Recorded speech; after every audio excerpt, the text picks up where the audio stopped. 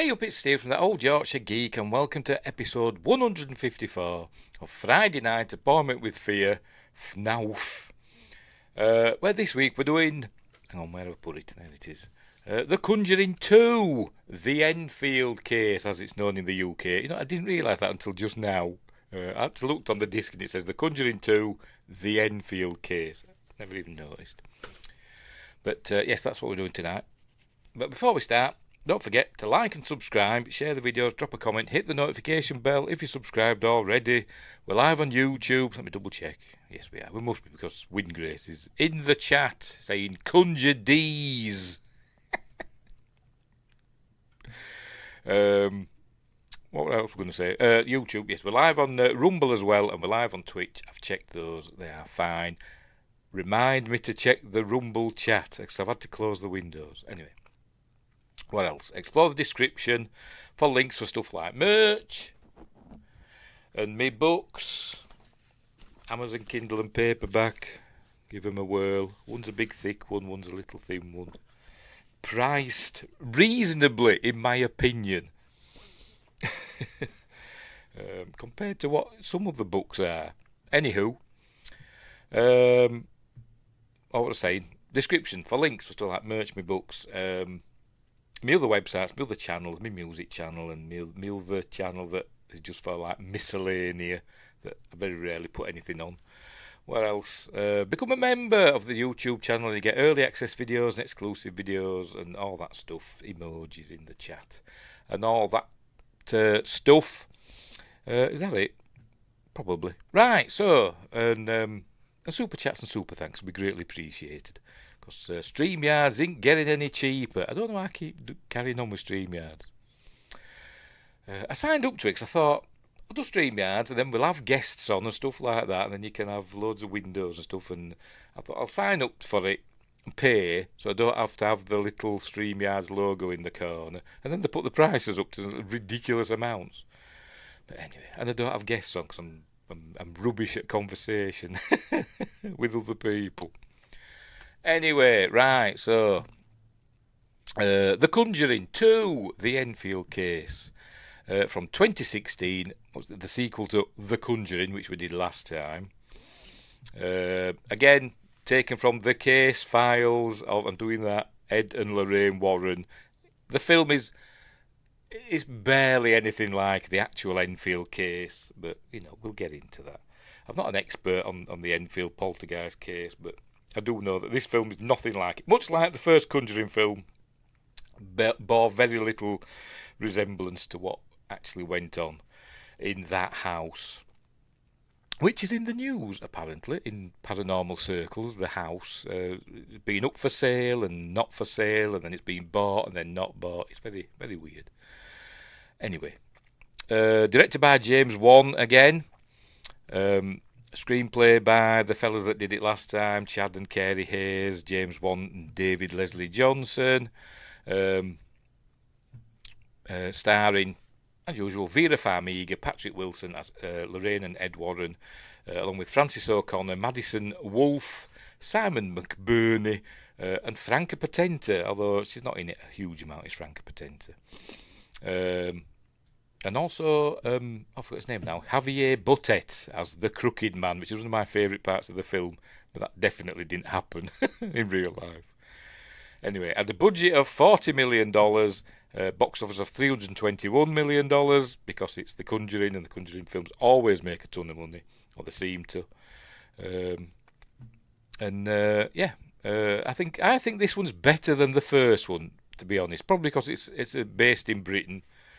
But I just think it's a better film. And the climax is super exciting, even though it's a bit over the top. And you know it didn't happen in real life.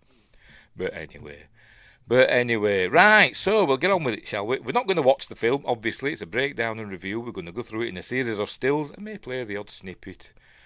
And we'll talk about it as we go. And I will probably roll my eyes at how wrong the depictions are at various times. Right, so I'll full screen this baby. I'll pop myself down in the corner.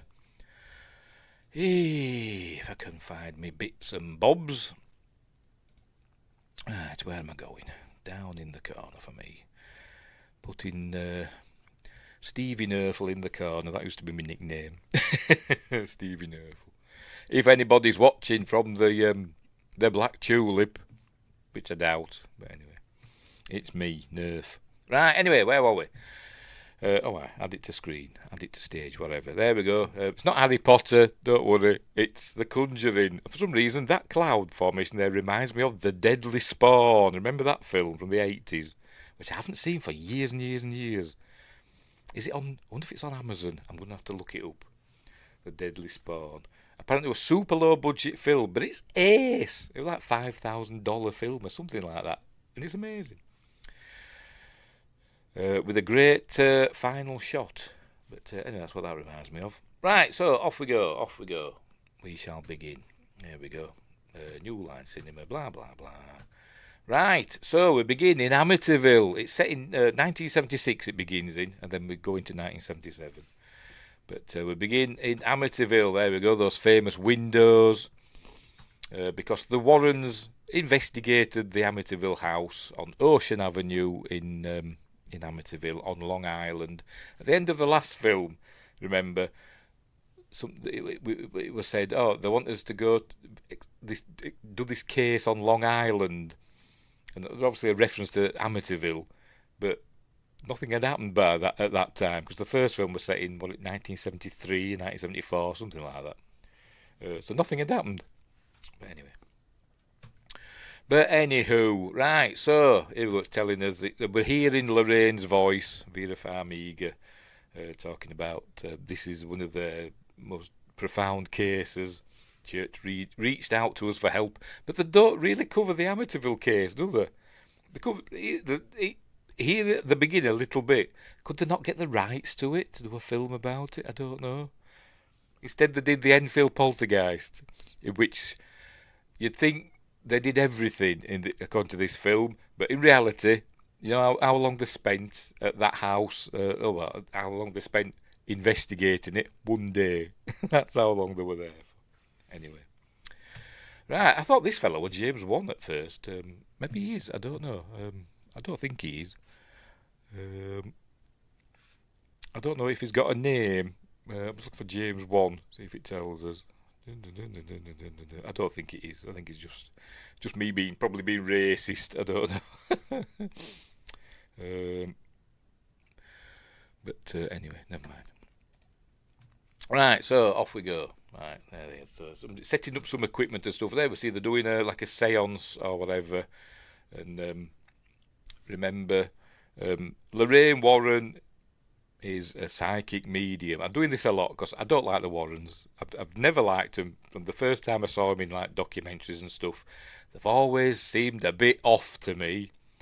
A bit cold and aloof. You'd think they're one of the most wonderful people in the world. The portrayals by Vera Farmiga and Patrick Wilson, they're lovely, cuddly and warm, and they love everybody. But whenever I've seen them in documentaries, they just seem cold, heartless people to me. But anyway, right. So they're doing a séance. She's going to go into a trance. There we go. Here she goes, and she opens her eyes. She's got lovely eyes, by the way. It's Vera Farmiga, and she's going to go astral projecting herself. But not to another part of the galaxy, as I forgot his name now. Eddie Murphy in The Golden Child. What did they call his character? He said that, didn't he, about astral projecting. Anyway, she's off. There we go. She's off wandering, although she's still sitting in her chair. But she's off. Oh, there we go. She's off wandering the Amityville house, and we're going to recreate what happened when Ronnie DeFeo. Trying to find words to say that, you know what YouTube's like, did in his family. But they take liberties with this as well, I think, if I'm remembering rightly. So I think the whole family were done in their beds, and they were all lying in that position, face down, with one of their arms like that, and another arm at the side. All of them, is it 5 members of the family, something like that. But it's showing us here. It's going to be different now. There we go. That's the dab. And she's acting it out. She isn't holding a shotgun, but she's acting it out. And there we go. She's going to shoot her mother. Well, not her mother, Ronnie DeFeo's mother. There we go. But then it shows her face up. But apparently the whole family were face down in the same position for some weird, just coincidentally, I don't know. This goes to the kids. There we go. Does the kids? There we go. Then we see in the reflection in the mirror. That's Ronnie DeFeo. He went to prison in real life, obviously. I think he died in prison. I think. But there we were hearing voices whispering, "Killer, shooter," and all that, which is supposedly, apparently, according to this film, it's the demon Valak, the nun, who we get introduced to in this film. We see the nun for the first time. And it's in this film that it's suggested that what happened in the first film, when Lorraine had an episode at an exorcism, we saw that in the first film, that Valak were behind that. And we do see Valak's name a few times in this film. And I'll probably miss him. I'll probably miss him with the skipping. Anyway, she's talking all them out, and she's freaking out now. Alright, then we get to this shot here, which is based on an actual photo, although they have, again, taken liberties. It's kind of mirrored and slightly different. But a kid with white eyes, burning like fire. No, not bright eyes. But, yes, it's see if I can find it. I've got the actual picture here. Sounds like a Jafar name. White eyes. Is that what you mean? Anywho. So let me find it. Here it is. There it is. There's the actual picture, which were taken. I can't remember by whom. I've forgotten. Taken by somebody. There we go. This kid. Some people have said it's actually one of the other investigators. This is when the Warrens were investigating the Amityville house, and a photo was taken. I think with infrared film. I could be wrong. And this, it looks like a kid to me in a stripy shirt, but they've said it's one of the other investigators, some people have said. I don't know. But it's a creepy photo, and I think I included it in my top 10 best ghost photos video, which has hardly got any views, but never mind. Right, so back to the film. There it is. Full screen it again. Right, so that's that kid. So she's going to go chasing this kid about now. The kid starts laughing, obviously, because you've got to have a laughing kid, haven't you? Going, hee hee hee. So she goes chasing this kid. I think down into the cellar / basement, whatever. And we're seeing lots of spooky white sheets and crosses and stuff. Apparently, the Lutzers, the DeFeos were quite a religious family. I don't know about the Lutzers. Who moved in about a year after the Dunning remake that video with my ghost photo and get all the views. Have you got a ghost photo? Cool. You have to show us it. But I'll just show it on your channel and get all the views, because you'll get loads of views compared to me. Because you do good stuff and I do poo. What was I saying? The Lutzers. Yes, the Lutzers moved in about a year after Ronnie DeFeo done his deed, and then they left the house 28 days after moving in. They left, leaving all their belongings behind, and a lot of people say it's a hoax. Some people say it's not a hoax. I'm on the fence. I think stuff did happen in that house, but the people that have lived in it the years and years after have said nothing's ever happened. But I personally think paranormal events happen around people, and they are tied to places, but certain people can make the things manifest. That's what I think. But anyway, right. So anyway, she's in the cellar of the Amityville house. Remember, we're not in Enfield yet. We're still in Amityville, and she's looking at stuff. Like I say, you can see there's people stood about. Look, there's a fella there. Look, you can see him. Is it, or is it a dummy? I don't know. Is it, or is it a person? I don't know. I never noticed that before. I've just seen it now. It's definitely. Is it a mannequin, or is it a person standing there? I don't know. I'm going to play it and see if it moves. Oh, she. I think it's a mannequin, isn't it? Oh, I want it to be spooky. It is spooky. It's freaking me out. Anyway. Right, all right, they all appear. The kids, this is obviously the DeFeo kids, appearing with bright eyes. Or is it turn around, bright eyes? Bonnie Tyler, Total Eclipse of the Heart. Bit of that. Anyway, I think she says, what do you want? Or something like that. And the point, so she looks over in the corner. I think she's going to find a mirror or something. A miroir, there it is. And she looks, there we go, and we see the nun behind her, gasping. Colour subtitles for some reason, don't know why. The nun, Valak. I can't remember who plays the nun. Is it Joseph Bishara that plays the nun? I can't remember. The nun, let's have a look. It says Joseph Bishara as the demon. So is that what they mean by that? Just said oh no. Bonnie Aarons plays the demon nun. It says Joseph Bishara as demon. Do we see a demon? I don't know. I've just watched this film today and I don't remember seeing a demon. Anyway, I'm sure we'll get to that bit. Anyway, so she looks round. She looks round, not there, and then she looks back again. And hang on, where are we? She looks back again, and she looks over in the corner, and she sees a figure, it's obviously Ed, the silhouette of Ed, and then it's like his his neck's been broken or something. Anyway, so she screams and comes out of her trance, says, I don't want to do this anymore, she's had enough. There we go, she's as close to hell as I want to get. So I think she's quitting. Anyway, there we go. Ed and Lorraine Warren's investigation into the Amityville hauntings sparked a media firestorm and catapulted them into the public eye. Meanwhile, a haunting that many would later compare to Amityville was unfolding thousands of miles away in Enfield, England. It is in North London. It would draw the Warrens into one of their most diabolical cases for a day. It's a lot of garbage. Based on the true story. Inspired is probably the best way to put it. The Conjuring 2, the Enfield case. That's what it says on the Blu-ray for the UK version. Again, I've never noticed. It doesn't say it, on the British title. But look, I'll show you. If it'll come here, you bloody thing. I don't know. Can you see it? Where is it there? You can just make it out there. The Enfield case underneath. Oh dear.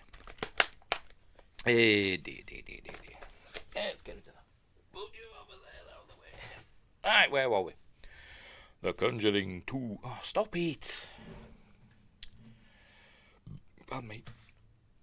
Right, so we begin. We're in England now. We're in Enfield, apparently, and we're hearing "London's Calling" by The Clash, which apparently didn't come out till 1979. But never mind. It's just incidental music. Unless I don't know, are they listening to it on the radio? I don't know. I think it's this bit.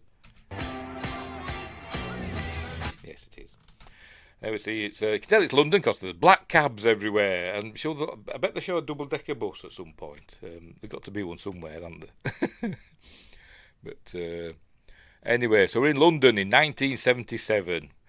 There we go. London, 1977. I wonder if this is an actual footage of London in the mid-70s.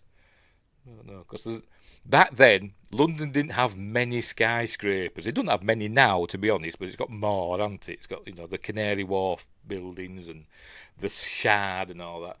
But back then, the tallest building was that, which is the Post Office Tower, which you recall back then. Which, if you're a fan of the Goodies, you may remember a big white kitten knocking it over. Anywho, and there's St Paul's Cathedral. Right, where were we? So, there we go, double-decker bus. Told you there'd be one. Lots of Londoners milling about. I've been to London once. Don't particularly want to go again, to be honest. I was 11 when I went to London. I think I've told this story before, haven't I? We had one day, school trip to London. We did tons of stuff. Went all over the place. Anywho, there we go, London's Calling, and they're showing stuff on telly and all that, and then we, punk and stuff, because that had started, hadn't it, by that time. So anyway, right, so we're at a school. Presumably it's supposed to be Enfield Grammar School. I don't know if it's called that in real life, but this is a school where the Hodgson girls, well, the Hodgson family kids go to. So we've, how many kids have we got to think about? Right, so the Hodgson family are Peggy Hodgson, who is the mother, and then we've got Margaret Hodgson, who is the eldest daughter. By the way, Peggy is short for Margaret, and I've never been able to work out how they get Peggy from Margaret. But anyway, whatever. They've got Janet Hodgson, who all the events seem to circulate around. And then she's two kids, Billy and Johnny Hodgson. I think Billy suffers from a stutter. So that's part of the story, I suppose.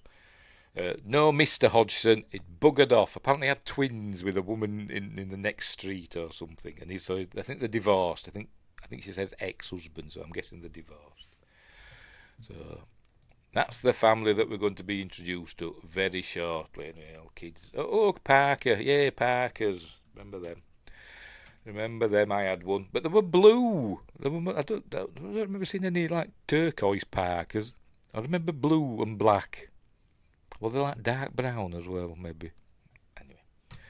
Anywho, right. So here we go. There we go. That's Janet Hodgson. Don't ask me who plays. I don't know. I don't know any of the kids. Janet Hodgson is Madison Wolfe. And she's with one of her friends. I think she's called Camille or something. A friend, and the friend's having she's smoking on these steps, and she hands the cig, says, "Here, hold this," and she's going to get something out of her bag. And then they get caught by a teacher. There we go, Janet, give that to me. Go get inside. And then the teacher has a sneaky puff on the cigarette. And she looks very familiar, that teacher. I've probably seen her in The Bill or something like that. But anyway.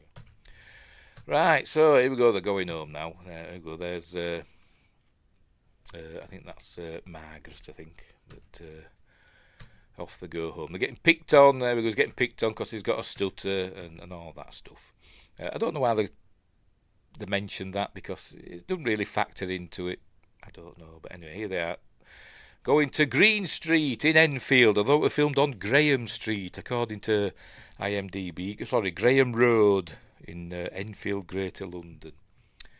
So we'll check on that in a minute. We'll do the old. We'll get the old Google Maps out and we'll have a look.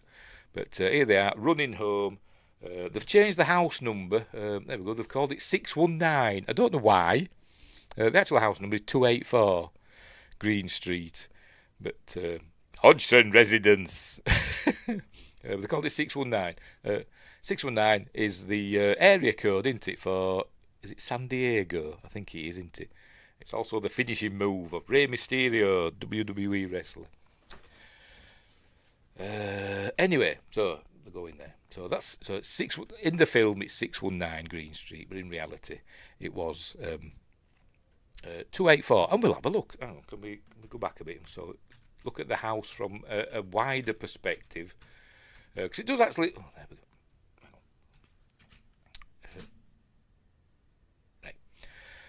The house now actually still does look quite a lot like that. Although this is on a different street. I don't know how close Graham Street is to Green Street, but we'll look now. Just cost for. So let me get rid of that, and we'll have a look, because I do have it all set up. He says, there we go. Add that. So there we go. That's what 284 Green Street looks like now. Well, I presume now. Well, whenever the Google car went past last. Oh, September 2024. So last year. Is that the latest? Yes, it's the latest. It's the latest. So there we go. So zoom in. As you see, it's 284. And it looks pretty much the same as in the film, doesn't it? Pretty much. Yeah, doesn't have a tree in the front garden. It doesn't really have a front garden, does it? But anyway, never mind. The back of it, we'll look at the back later. You can't see the back. You've got to go above like that. I forgot where I am now. It's that one. You can see it's got a very long, narrow back garden and no room at the back. It looks very untidy, doesn't it? Who lives there now? I don't know. But no room for a cellar / basement. This is what's called a council house. In Britain, in the 20th century, from like 1920-ish up to, but there were a break for the Second World War, but from 1920 to up to the 70s, I think, the government built low cost housing for like working people. They'd rent them out to them, at a reasonable price. And I live in a council house. I'm a council tenant. I make no bones about that. I always have been. But and they generally don't have cellars. I don't know any council house that has a cellar, and these don't have cellars. I did actually look. I looked up houses for sale on Green Street, Enfield, and for like estate agents, and to see, because they always tell you what the house is like, don't they? You show a floor plan, and no cellars on a house that look very much like this.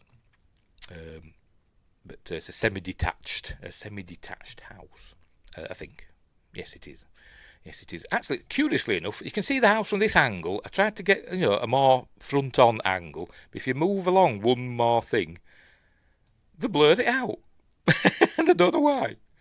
Why have they blurred it out? I have no idea. From January 2022, that image. But you go back, you can see the house. How weird, isn't it? How weird that is. Anyway, what we're going to do? We're going to see if we can find Graham Street, won't we? So we'll do that, shall we? So we'll get out of the street view. It can't be that far away, can it? To be honest, Graham Street. Would it be miles away? I don't know how big Enfield is. Green Street. I mean, is it Graham Green Street? Shall I just type it in? How do you spell it? Is it Graham or Graham? It's Graham. I'll type in Graham Street. Graham or Graham Road, Enfield, it says there, doesn't it? It's not as thick as I am. Right, where are we? Graham Road, there it is. So where's Green Street then? Let's zoom out a bit. Is it quite away from Green Street? Looks to be, doesn't it? Where the hell's Green Street gone? Anyhow, right, so that's Graham Road. So is it all Graham Road? Don't know which part of it they filmed on. Let's have a look. Yeah, this is Graham Road. So there you go. These are the houses on Graham Road. Looks like one of them down there, doesn't it? Do you reckon? Do these go up to 619? They just made up that's number 40. Don't think that generally streets in the UK are not that long to get up to 619. To be completely honest. But anyway, this is the street it was filmed on. But anyway, get out of that. Zoom back out again. Right, where's Green Street gone? I've lost Green Street because I don't know where it is. I've never been to Enfield, so I don't know. How big is Enfield, for crying out loud? I'll just type it in again.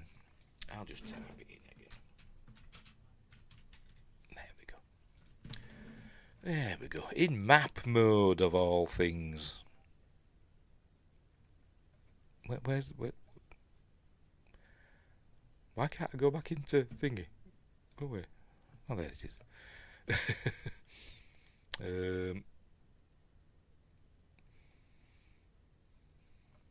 I forgot which one it was. That one, ain't it? What it's showing us there. Why is it saying SDSF ads?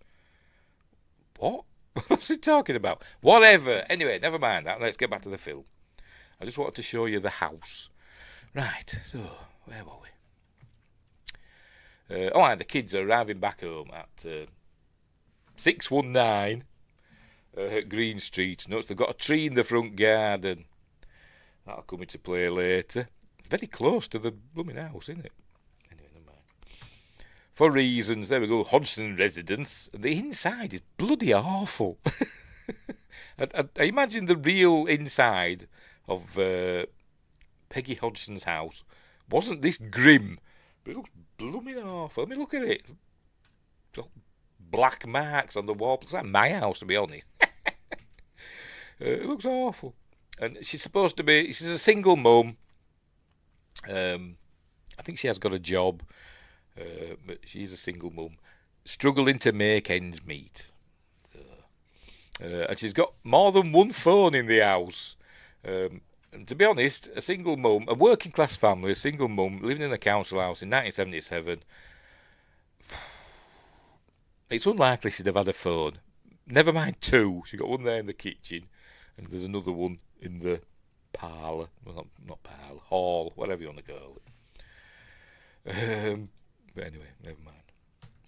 But anyway, right, so they arrive home from school, and we learn that Janet's been caught smoking, so she's not happy about this. I wasn't smoking, I was just holding it. But anyway, and there we go. Billy's asking for biscuits. No, I didn't get any bloody biscuits because we've no money for biscuits. But she's got money for cigarettes, hasn't she? But anyway, never mind. Right, so the bloody house, look, it's dingy, and it's awful. I imagine the house, real house, wasn't like this. Particularly this corner. This is an important chair in the house. But you can see that for some reason this corner's all black and mouldy and horrible. We learned that the furniture was bought by Peggy's ex-husband. So, and this chair, I'm guessing, was in the house when they moved in. Maybe, I don't know. It's an important chair. But anyway. Right, so here they are, getting ready for bed and stuff like that. Look, bloody... right, so Billy... I think it's Billy, has got a tent here on the landing. Kind of reminds me of Sixth Sense, you know, the kid in that, Haley Joel Osment. He built a tent, didn't he? And then a ghost appeared in it, which just kind of, you know, it kind of replicates that a little bit later on. But anyway, there he is with his playing with his toys in his tent, and she's found some biscuits for them. So anyway, so they're all getting ready, and all happy families. There they are in there. The girls in their bedroom with their David Soul poster. I mean, there is photos of the bedroom. So I imagine this is accurate with the posters and stuff. There was Starsky and Hutch. David Soul, Paul Michael Glaser played Starsky, didn't he? Anyway, we see, look, she's using a Ouija board. She's made a Ouija board. Because I don't know why. I've forgotten why. She says she wants to contact someone. I can't remember who. Maybe it's a gran or something like that. But anyway, what other posters has she got? There's Purdy, Joanna Lumley, from the New Avengers. Was that on in 1977? It probably wasn't it. I don't know. I don't know when the New Avengers started. Let's have a look. The New I'm guessing these posters are what they actually had. Oh yes, 1976 and 77. Right, so fair enough. We'll let her off. I just like the New Avengers. Who's that? Oh, is that ABBA? I think that's ABBA up there, isn't it? That's David Soul, Paul Michael Glaser. Don't know there. We do see some Bay City Rollers posters as well.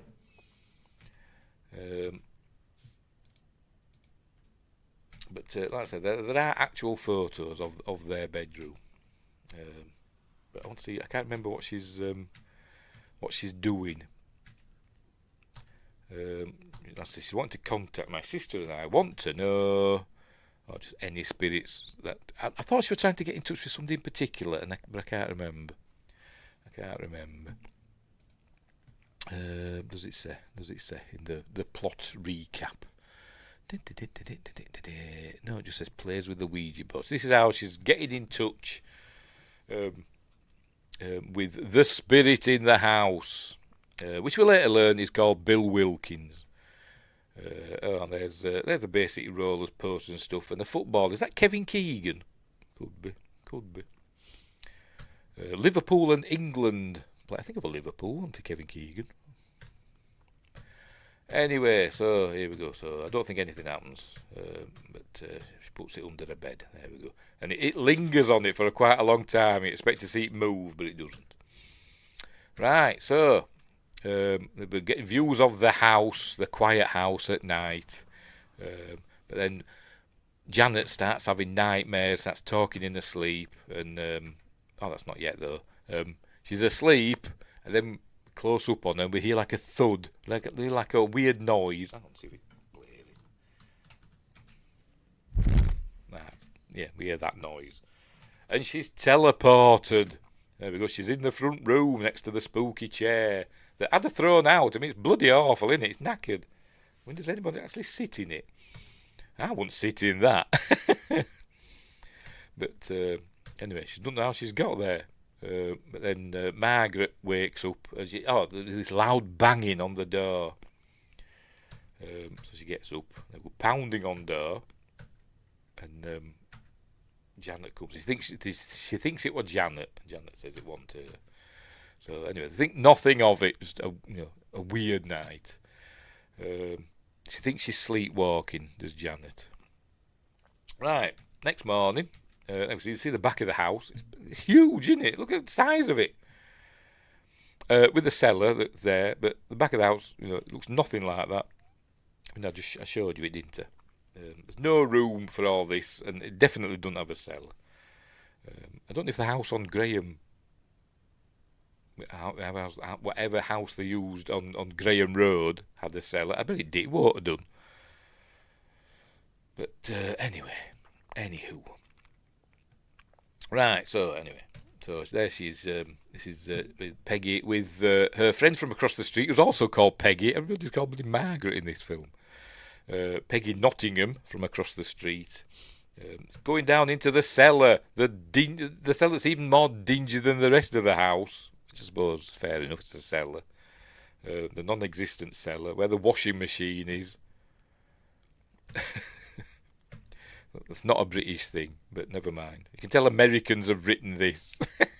It's the American view of what Britain is like. But anyway, we don't have many cellars, unless it's like a really old house from like the 19th century. They have cellars, but as a rule, modern houses don't have them. Over here, anyway, so she's saying she's fed up and all that stuff. Is Peggy, and then to make matters worse, there we go. The washing machine springs a leak, and she says, "Oh, this bloody house." She's fed up. There we go. This sodded house, she says. So she's fed up, is Peggy. She's had enough. The problems with the house. Her husband's bogged off. Problems with school, and Janet's sleepwalking and all that. Right, so anyway, we're back in America now, where Ed and Lorraine are appearing on telly. The Becky Rivers Show. Was that a thing? Or they made that up for the film? I have no idea. But they're appearing on with a skeptic. There we go, Dr. Stephen Kaplan. That name rings a bell. I can't remember where from. I might have read it in, to do with the Amityville Horror, but it might have been to do with that. I don't know. But he doesn't believe them. He thinks they're charlatans and all that, which so do I. But anyway, so they have a contretemps on telly and all that. Right. So, but getting by that. And there's Ed saying, "Oh, I'm fed up of people not believing in this sort of stuff." Right, meanwhile, back in Enfield, we see Billy is using this thing, what they call it, a zoetrope. Is that what they call them? I think that's what they call them, isn't it? Let me check. Does it say? Is it going to mention it in the plot description on Wikipedia? No, it doesn't mention a zoetrope, does it? Oh, yes, a zoetrope. There we go. Crooked man zoetrope. And Billy uses it. He sings the song because it's the crooked man. So there was a crooked man who bought a crooked house. He had a crooked cat that got a crooked mouse, or whatever, something like that. So they sing that song to help with his stutter. So that's what they're doing with the zombie. We obviously know something spooky is going to happen with this, don't we? Because it's terrifying. And I don't think this is from the actual, real events. But anyway. So there we go. So he does that and gets an extra biscuit. We call them biscuits, not cookies. But he gets a biscuit. Anyway, right. So off they go. Everybody goes to bed again. So they're all settling down in their dingy, bleeding house. I don't know. Anyway, right, it's off. I think he's off to the loo or something. He's going to get a drink of water. That's it. Off he goes, Billy, in the middle of the night. There we go down. Goes down to the kitchen. Then we got a bathroom where we could get a drink. I don't know. What do you call what we call a biscuit? Yeah, I think your biscuits are like scones, aren't they? I think. Because you have biscuits and gravy, don't you? And I think they're like savoury scones. I think. I don't know. I'm not entirely sure. But anyway, Billy, don't be a hero. That's who sang that? Who sang Billy, don't be a hero? Can't remember. It wasn't Bay City Rollers, was it? I don't know. Got me thinking now. I'm going to look that up now. Billy, don't be a hero. Paper Lace. It was Paper Lace. There we go. Yes. What do you call what we call a biscuit? As I said, I think they're more like scones. I think biscuits for us are stuff like digestive biscuits, crumbly biscuits. And I mean we have cookies as well because we have like chocolate chip cookies and stuff. But biscuits are different. Custard creams, bourbons, Garibaldis. They're all like biscuits. But anywho. Right, so anyways, in the kitchen there. This is the living room, I think, which is at the back of the house, which is not unheard of, but weird. And I just want to watch it and see if anything appears in this window. I was watching earlier, when I watched it earlier on today, the sun was shining through the window. I was sat watching it like that to see if anything appears in this window. But oh look, is there something there? Is that? Oh, is it? Or is it just a smudge on the window? Anyway, they've got some swings in the back garden and misty mist. I'm seeing if that's going to move. It is, isn't it? Is it? Or is it just... I don't know. Is it somebody in the room? I don't know. Is it Bill? We'll learn it's Bill later. I don't know. Anyways, they're getting a drink. She can't be that short of money getting bloody fairy liquid. Christ. That's the most expensive, posh people got fairy liquid. When I was a kid, we had the 2p a bottle thing from the super, their own brand washing up liquid when I was a kid.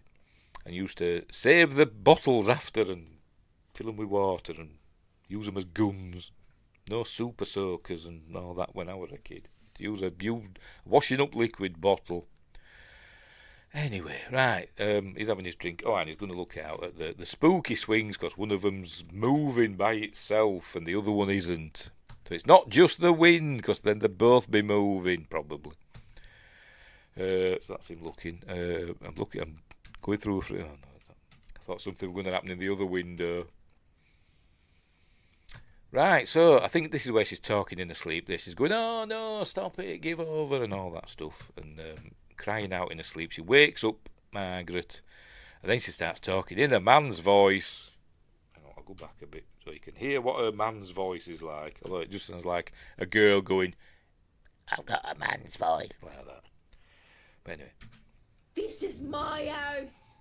That apparently is a man's voice. Doesn't sound like it to me. But anyway, in the actual case, Janet, she did claim, there is footage of her speaking, as Bill Wilkins, and I think it was just her.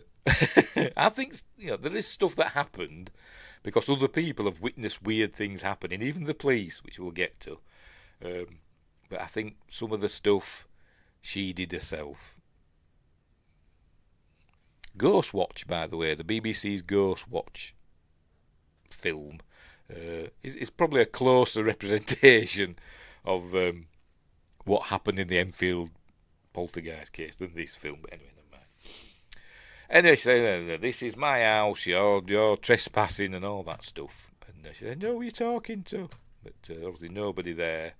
So she puts her back into bed and settles back down. And then Margaret stood next to her, talking in the man's voice. She said, what are you doing? There's nobody there. She's looking over in the corner. So we've got to look in the darkness and see if anybody stood there. But is it just David Soul staring at us? It is, isn't it? But I think we're supposed to see David Soul's spooky face there. But she puts the lamp on. We see that there's nobody there. Anywho, if I were James Wan, has he ever heard of Ghostwatch? I don't know. I'd have done something with these curtains, because in Ghostwatch, they do a thing in the bedroom. They set cameras up in the bedroom of the girls in that, and the cameras picked up a figure standing in front of the curtains, and I'd have done that. It's just a little homage to Ghostwatch, but maybe he's never heard of it. I don't know. Anywho, right, so it's back into bed. Margaret decides she's going to leave the light on. Anyway, so yeah, spooky stuff here now. Look, Billy's still wondering about. Look, I'd never noticed that before, and now I've got chills. So Billy's heading back upstairs. There he is, and there we see there's a fella sat in that chair, and I've never noticed that before. I've only noticed it now, so I've got chills now. Anywho, Wingrace says, I've heard all about it, but never watched it. I should. It's really good. Really good is Ghostwatch. I didn't watch it live, though. It's only been shown once on British TV. And I didn't watch it at the time. I set my video to record, timer to record it, because my wife at the time, or future wife she would have been back then, we went out, because it was Halloween night, so we went out Halloween partying to the pub, dressed up in Halloween stuff. I can't remember what we dressed up as, but yeah. So I watched it later, but it was still cool. Anyway, so he obviously doesn't notice Bill Wilkins sat in his chair. He trips up over a fire engine there that's making its noises. So he puts it in the tent. Kicks it into the tent like that. Kicks it. We know it's going to come back out. And this bit I think takes too long. It goes, because obviously I'm skipping over huge chunks of it. I mean, this is a long film, by the way. I think it's like 2.5 hours. They could have trimmed off 45 minutes easy. This bit goes on way too long. It's getting into bed and then looking out, and then getting into bed and then looking out again. I'm skipping. I don't know how long it skips with each thing. Can we see the what's that? 24:47. I'll go back. 24:44, 47, 58. It's like bloody random, isn't it? I don't know how far it jumps. It goes like 11 seconds there. And then another 10. We'll say 10 seconds. It's like 10-second jumps with the skip on this. And I'll say still there. Anyway, keeps looking at it. But then, anyway, the fire engine reappears. So I think it were aliens, because Close Encounters were out that year, wasn't it? So... So anyway, so there we go. So he takes his thing back and pushes it into the tent, and obviously it gets pushed out again. There we go, it gets pushed out again. And then we hear a man screaming, which was actually pretty scary, I must admit. It kind of made me jump. Like that. It made me jump. I was thinking, that boy, did it just say boy? I was thinking, is it the tall man? Is that what it's called? Angus Scrim from Phantasm. Boy! Anyway, so he obviously runs into his mother. Mother, there's someone in my tent. But she looks, obviously, there's nobody there. I mean, look at bloody walls on this house. There's brickwork showing through the plaster and all. Get counselling. Jesus. This house is falling apart. I can't say anything, though. Plastered on my wall over there is underneath the wallpaper. It moves. So I don't redecorate. I just paint over the paper. Anyway, Winger says, we had a storm when I was a kid that made all my toys come on. My parents told me it was the lightning, but I don't know. I don't know either. Would lightning do? I mean, I suppose if the air were charged, static electricity, I suppose it could make electrical toys come on. I suppose. Or it was spirits. Or aliens. Could have been aliens. Or all three. Anyway, so obviously there's nothing there. Tell him go to the room. So anyway, she hears a noise downstairs. So she goes to check, and then we see there's Janet is sitting in the chair, the spooky chair, with the mouldy wall behind it. But anyway, she says, I think I've been sleepwalking. So she says, you'll have to have the day off school tomorrow. So this is a nice little bit. I'll just play it. I hope I don't get a copyright claim. But so it shows them going upstairs. It's rocking because I think she's just got out of it, not because Bill's still sitting in it. I'll skip a bit. And then we do. It's a wunner. What's called a wunner. The camera pans to the right, and then suddenly it's daytime. Look, the lights come on, and it's raining. And then we pull back, and Janet's sat on the couch, eating a sandwich. So pretty cool. She said, that they did actually do it in one shot.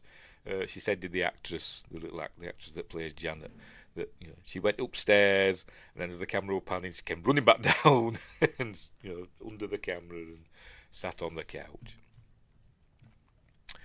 Anywho, right, so she's watching telly. I think her mum's at work. The other kids are obviously at school, so she's in the house by herself. There it is, chucking it down. It's England after all. With the cars. Is that an Austin Allegro? Looks like it. Or, as they used to call them, All Aggro. I don't know what that one is. Is it a Morris something? I don't know. I'm not big on cars. That looks like a Peugeot back there. Not Peugeot. Renault. I don't know. Right, so it's chucking it down, obviously. And she's watching telly. A colour telly in 1977. Single mum, council house. Unlikely. But, you never know. I mean, we got our first colour telly in 1977, but, wasn't a single mum and all that. But with a remote, a wireless remote, no chance. No chance. Unless the husband had a really well-paid job and he'd left all this stuff behind. I don't know, but anyway. The channels start changing on the telly by themselves. So she picks up the clicker and changing channels again, and then we're seeing different channels. I think we're seeing the goodies. By the way, it's a Christmas film. I forgot to mention. We end up at Christmas. We see Christmas stuff there. We see their fireplace there. I did see on the trivia thing. Somebody was saying that they wouldn't have a fireplace like that in a council house. But yes, they would, because I've got one like that. Can you see? Oh, no, you can see it. Can you see me? Hang on. Which way am I going? There we go. That my fireplace there is pretty much like that. Pretty much. And the council started ripping them out and putting central heating and stuff like that in. But we've still got ours. But we haven't got a fire. We haven't got a... Well, the fire is still there, but it's behind a metal sheet. We've got a gas fire. So you watched TOS in black and white first? Yes. Right, all the way up to 1977. Yes, in black and white. Everything was in black and white. Anyways, yeah, so she's watching telly. I think she's watching a bit of goodies. I think it's the goodies. Let's have a look. So the channel changes channels again. By the way, the goodies, amazing comedy series on the BBC, and they went to ITV. Tim Brooke Taylor, Graham Garden, Bill Oddie, great stuff. I love the goodies. And it changes, and Maggie Thatcher doing a Iron Lady speech, which I did have to check. I thought, when was this speech? But it was before this. So let them off. Right, so anyway, she changes channels. I'm going through like this because I don't want to miss it. She changes channels. Have I missed it? I might have missed it. Let's go back again. Because in the goofs on IMDb, it says it's John Bon Jovi on telly. So let's just play it and see if it comes on again. Is it going to change channels again? Don't know. It might be. I'm sure it's on this bit. Go back again. We see the telly, and they said it's John Bon Jovi, and I don't know if it is or not, because it's like for a fraction of a second. Oh, there we go. Is that it? I don't think it's John Bon Jovi. How do I do this? That's not John Bon Jovi, is it? But I don't think it is. Which obviously it wouldn't be, not in 1977. So I think they've got that goof wrong. I don't know who it is. It could be Alvin Stardust or something like that. I don't know. But anyway, so the channels are changing by themselves. Then the remote disappears. She doesn't know where it is. Then the phone rings. There we go. Dial 999 for fire, police and ambulance, or 100 for the operator. Anyway, good old telephone. They've even got central heating, look. That is very unlikely. But there's not there for central heating. I can't see any radiators anywhere, but anyway, never mind. It's a mum on the phone asking how she is and all that stuff. And then she sees that the remote is in the chair, the spooky Bill Wilkins chair. So anyway, let's put the telly back on. Back to the goodies. Maybe it's this way we see John Bon Jovi. I don't think it is it? I don't bloody know. I think the channel, starts changing channels again. Look, she's creeped out. There we go. Oh, it might be this bit where we see. Right. Oh no, she sees. I think she sees a reflection. In the reflection, she sees something there. Any minute now. Come on, I don't want to miss it. I don't want to bloody miss it. She sees something in the reflection because she gets the old bunny ears. There we go. Right, she's going to see something in the reflection. There we go. She sees old Bill in his chair. Ah! Man growling. So she freaks out, obviously. And there behind it. Actually made me jump. Just now. It did actually make me jump. My little heart start. There he is behind her. So does he say something? I don't know. Does he just... My house! My house! It is actually quite scary, is this film in places, I must admit. But, anywho, right, anyway, back in America land, in lovely, sunny, golden hour, the Warren residence, we see Ed is doing a painting, because he's an artist now for this film. Was he in the first one? I don't know. But he's painting, there we go. He's painting scary pictures. So I'm guessing it's from her description of what she saw in her vision. So she just had to paint it. But anyway, so there we go. But obviously she doesn't want to take on any new cases. Oh, Wingrace says. Kids these days will ever get the privilege of moving and holding the rabbit ears while their father tries to watch something. I know. I don't think for the main TV in our telly, as we call it, main telly in our living room. When I was a kid, it didn't have. I don't think it did. I don't think it had an aerial on top. I think we had one on the roof, and it came down a wire. Yeah. I don't think we did. I'm trying to think now. I don't think we did. Anyway. But it was still in black and white. Anywho, and rented TV from Granada or Radio Rentals or whatever, Telefusion or something like that. One of those companies that rents out TVs. Just put money in the back. Just put money in the back of the TV, and then a fella would come every week and empty it out. Oh dear. Right. Kellogg's Frosties apparently. It says there, Kellogg's Frosties. Again, in the goofs on IMDb, it said they wouldn't be called that in America. They were called Frosted Flakes. I don't know if that's true. I don't know. But anyway, never mind. But she doesn't want to do cases again. But he says we'll always help families. Because I think the church might have been in touch with this, well, not yet. I don't know, because things haven't started yet, have they really? Anyway, there's the Bay City Rollers posters. Another New Avengers with Steed and Purdy and what was his name? I forgot his name. Steed and Purdy and the other fella. I forgot his name. I forgot his name. Anyway, never mind. Right, so she tied herself to her bed so she doesn't go sleepwalking, and then obviously she tries to, and she hears a noise, goes to investigate. I actually forgot what happens here. So, have they got lights in this house? She's taking a torch for.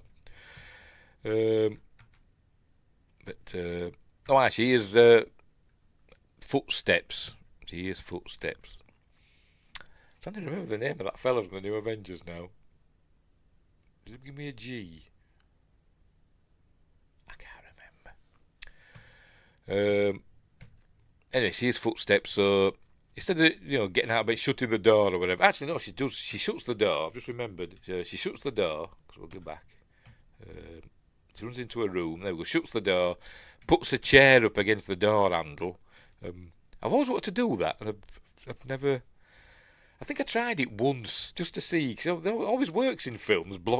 Stopping the door from opening with a chair, and our chairs and door handles are all the wrong height, so I could never do it. Not that I ever needed to, but anyway. She does that. She blocks the door with the chair. She gets into bed, and she hears a noise, and she turns round, and we see the door's open, and the chair's next to her bed. There we go. It's transported itself or whatever.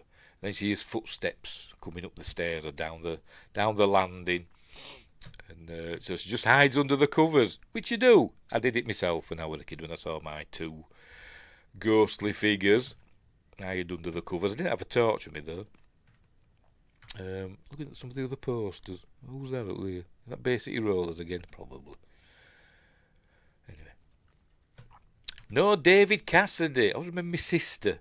My sister had a big David Cassidy poster on her bedroom wall.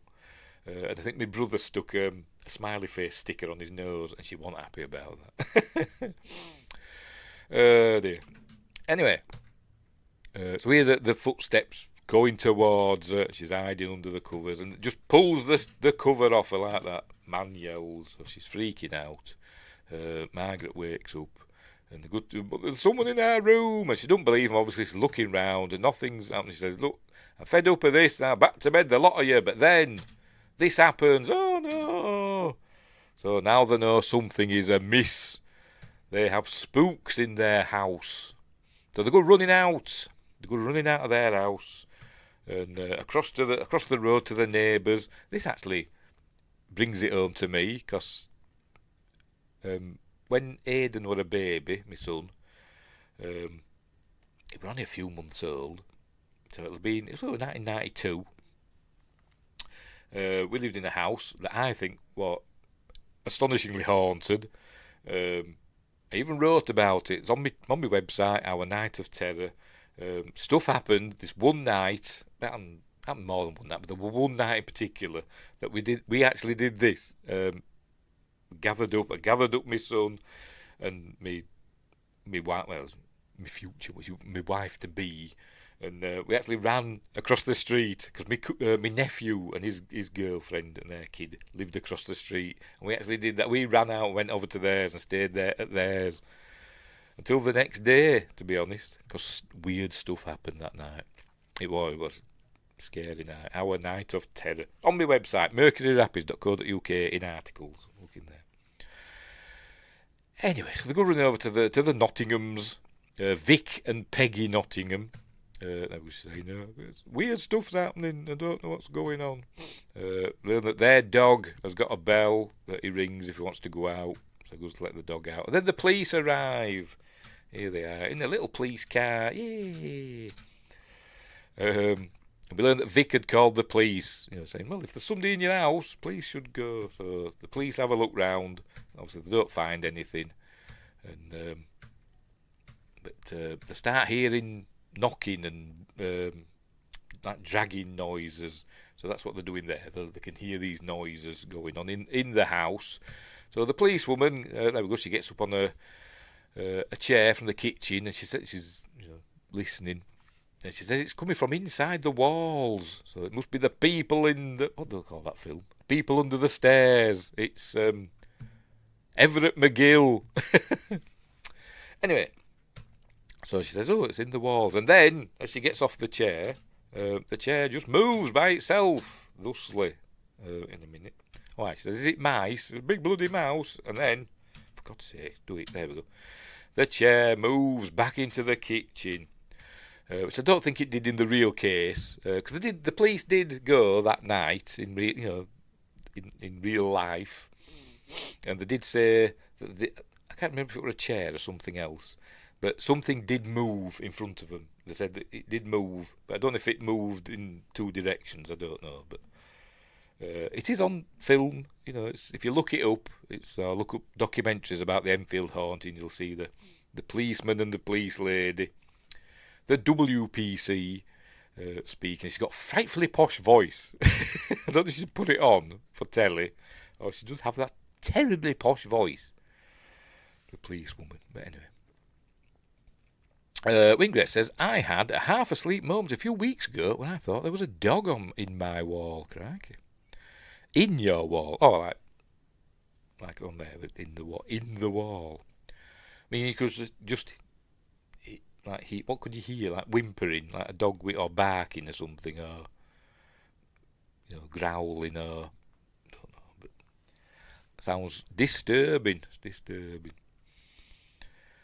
Stuff's happened in this house. I've said it before, and but it's been quiet recently. So. But anyway. Right. So where were we? Oh, right. That chair's moved. So they think, right, fair enough, so off we go. There's nothing we can do about it. And the police lady says, there we go. Priest at their church, the police lady's church, is a family friend, and she'll get him to come over, but it's not a police matter, which technically I suppose it isn't. Right behind where my head is when I sleep. Oh, crikey. Not seen one for a while, although no, I did see one. Sometimes I feel it as well. Ghost cat.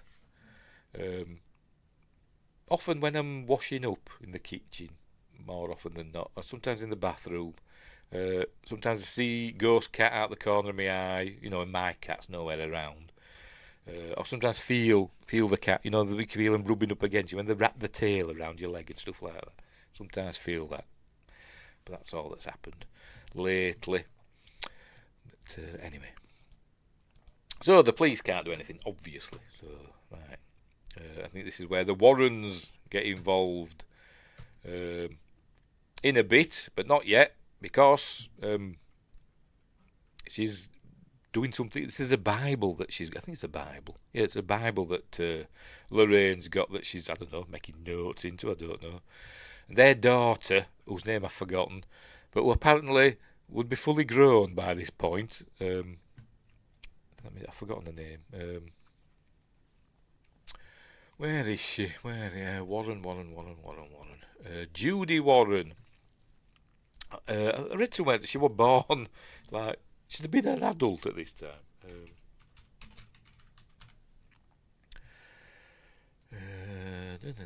Yes, there she is. When was she born, does it say? Yes, she was born in 1946. So, by this time, she'd have been, 31 years old, wouldn't she? So, she'd have been an adult, but they're still showing her as a kid. Never mind. Anyway, so she's doing, here we go. She's doing these, what I can't recall, these bracelets. And you see Valak's name spelt out, but I don't know exactly when. Is it there, isn't it? Yes, it's there, look. The Valak. We see it as well. I think behind him in the bookcase we see Valak's name. I didn't notice then. There we go. Valak.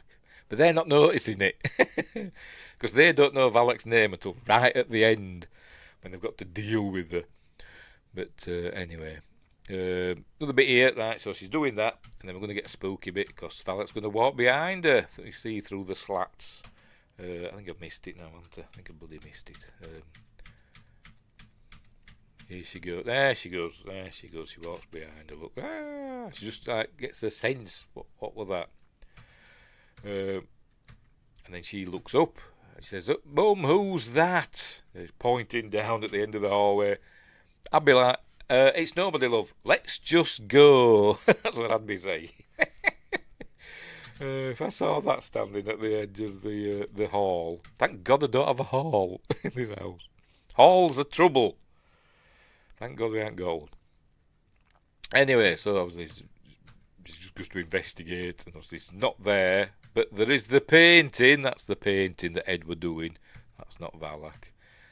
I'd just cover that up. That's too scary. Then a tape starts playing. That's why it's saying loud choir music. It's actually Christmas music. I think it's Hark the Herald Angels Sing is playing. I think.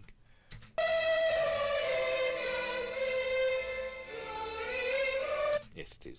But it's a Christmas film. Anywho, so she's looking round and, what's going on, don't know. The lights, weird stuff happens with the lights, and then she sees a shadow move across the room. I'm going to show it. Here it comes, I think. Any minute now. There she goes. A shadow slowly walks across the room. It takes too long doing a lot of things, by the way, 'cause it takes ages to do this shadow walking across the room. And obviously it's Valak's shadow. She's heading into the painting. And then, actually, I thought this was more funny than anything. It's creepy in a minute because hands appear. There we go. Hands appear at the edge of the painting. There we go. But then she just comes bursting out, holding the painting. There we go. Ah! Carrying the painting. She's going to smash it over her head or something. But no, it's not. She falls over and obviously she's gone. I presume the painting's back up on the wall. Oh no, she's in the Amityville basement again. So is all this? I think all this is in her head. I think I don't think any of this is because we're gonna cut back to her with her Bible in a bit. But anyway, she's back in the Amityville basement. The Herald Angels Sing. Christmas tree. Here we go. And she sees, there we go, she sees the nun. Ah, terrifying. And then she's scribbling something in the Bible. Tell me who you are. And then the nun points. And then we're going to see Ed. And we're going to see Ed get... what's the word? Pierced or whatever. Run through. For Pete's sake. That. There we go. Run through by a big thingamabob. So she's like, "Oh crikey! Oh, what's going on? Oh!" And then she looks in the Bible, and it's all she's been automatic writing in the Bible, hasn't she?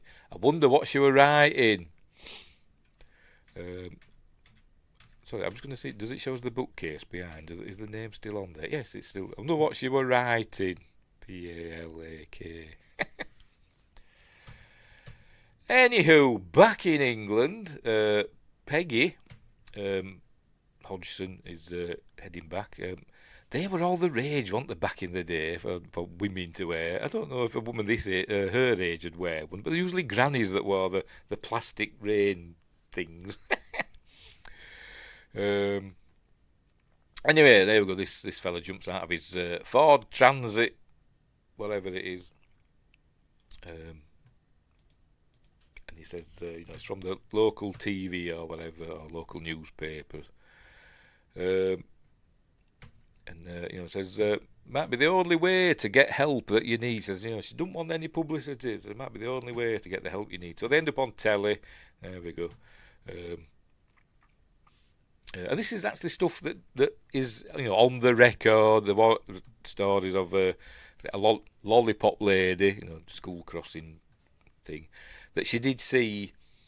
I think it was somebody on the bus that went by. I can't remember. But anyway, somebody did see or claim that they saw Janet floating around in the bedroom.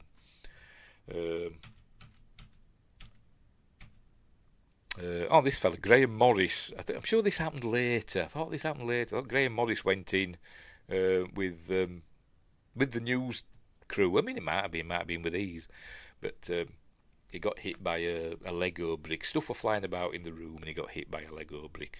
I don't know if it drew blood, but he said it hurt.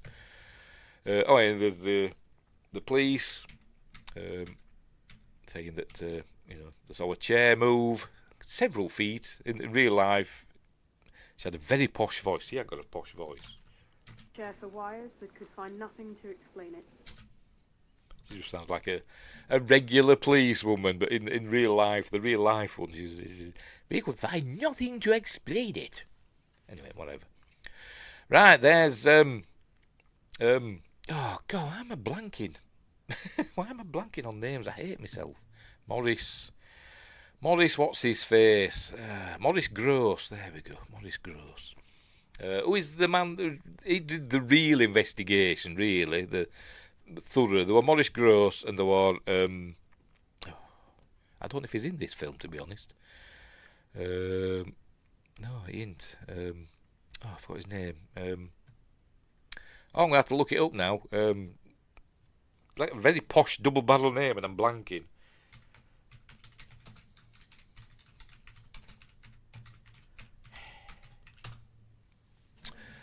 Guy Lyon Playfair. There we go. I don't know if it's pronounced Lyon. I don't know, but Lyon. Guy Lyon Playfair from the Society for Psychical Research. They were the two that did the main investigation into the Enfield poltergeist. Not Ed and Lorraine Warren. They were there for a day, but they were the ones that caught all the activity on film and stuff like that, and tape recordings and all that stuff. But anyway, this is where we see what they call her? Franca Potenta as what they call her? Anita Gregory, who's a skeptic. She thinks it's all being faked. But anyway, so here we're seeing the talking on telly. I think we're gonna hear Bill's voice coming from Janet, and the fella's asking, is anybody there? And then Bill starts coming through. I think this was just Janet just showing off, basically. Because if you watch the real footage of it, I think it's just they said, a young girl could never do that voice. Yeah, I bet she could. But it's where we learn he's Bill Wilkins, and he lived in this house, and he died in the chair in the corner. He had a brain hemorrhage and died in the chair in the corner. We learned all that was real, that was true. We even learned that he died in 1961 or something when he died. But so he's telling me this is his house, and he came back to stay with to see his family, but they're not here anymore. And but anyway. So there we go. So I think this is how the Warrens get involved. Meanwhile, down the market, expect to see Austin Powers come round the corner. The House of Strange Happenings. Match fixing plot at heart of football. No bread. Britain on the bread line. So remember 1977. Britain were in a pretty bad state, to be completely honest. It were called the poor man of Europe, and Britain, it were on its knees in the 70s, really, but I don't know why, but it just was. It was one of the poorest countries in the EU. I think it was the second poorest country in the EU. And then it went from that in the mid to late 70s to becoming one of the richest countries in the world. By the time Maggie Thatcher had done all her stuff, so people hate Maggie Thatcher, but anyway. Right, so I think they're staying over at. They're not staying in the house at the moment. They're staying over at the Nottinghams. So they've got a nice house of the Nottinghams. It's not all mouldy and rank and haunted. They've got a nice, safe house. But I don't know. Are they going back in? Hang on. Are they? Oh no, they're not. No, they are back home. Why did their house look all nice and all of a sudden for one bit? But I think whatever. I don't know. Right, so here's Billy's getting up. Here's something, goes to check on it. This is where he's going to meet the crooked man. I'm not sure which house they're in. Because I think the dog is called Baron. And he goes to check on it, but it's not Baron, I don't think. Goes and looks outside. And then Baron, there we go, turns into the crooked man. Which is kind of spooky, isn't it? There we go. Played by Javier Botet, who has played like usually gangly monsters and stuff in films. He was in Last Voyage of the Demeter. He played Dracula in that. And, he played the what they call it? I can't remember the name. In the Wreck films, the possessed woman in that. There is the crooked man. So obviously this is something that's not happened in real life, but it's my favourite part of the film because I think it's terrifying. I think it's great, and there was talk of them doing a crooked man film, and I don't know if that's still in the works. I don't know, but I like the crooked man. So here he is, crooked man and crooked house, singing away, chasing him down the corridor. Look,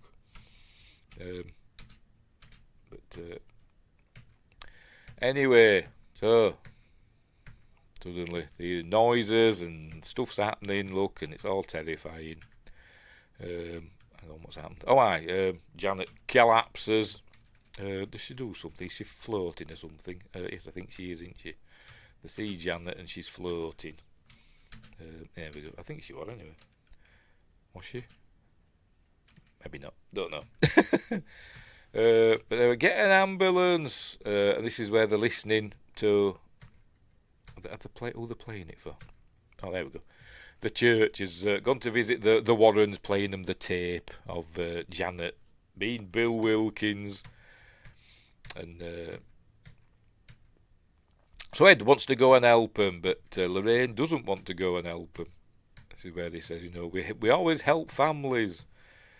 But this is where she tells him that she's had the vision again, where she sees the demon, the nun.